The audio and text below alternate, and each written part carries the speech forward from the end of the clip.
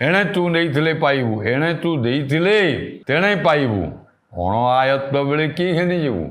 ଏପଟେ ଯଦି ଦେଇଥିବୁ ଅର୍ଥାତ୍ ଜୀବଦଶାରେ ଜୀବନ ଥାଉ ଥାଉ ଯଦି କିଛି ସତ୍କାର୍ଯ୍ୟ କରିଛୁ, କିଛି ଧର୍ମ ଅର୍ଜନ କରିଛୁ, କିଛି ଦାନ କରିଛୁ, ପୁଣ୍ୟ କାର୍ଯ୍ୟ କରିଛୁ, ସତ୍କାର୍ଯ୍ୟ କରିଛୁ, ତାହେଲେ ତାହାର ଫଳ ଅବଶ୍ୟ ଆର ଜନ୍ମରେ ନିଶ୍ଚୟ ତୁ ଭୋଗିବୁ।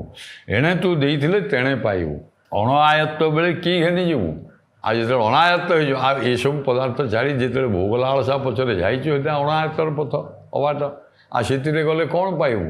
ତେଣୁ ସତ୍ପଥରେ ଯାଅ, ପୁଣ୍ୟ ଅର୍ଜନ କର, ଧର୍ମ କାର୍ଯ୍ୟ କର, ସତ୍ମାର୍ଗରେ ଯାଅ, ଗୁରୁ ସେବା କର ଏବଂ ଏସବୁ ମାନ୍ୟ ଗୁରୁଜନମାନଙ୍କୁ ଶ୍ରଦ୍ଧା କର ଏବଂ ଗରିବମାନଙ୍କୁ ଦାନ କର।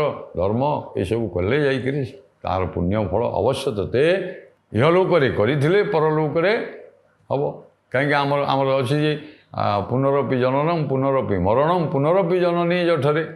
ଯେଉଁ ଲୋକଟା ଆଜ୍ଞା ଜନ୍ମ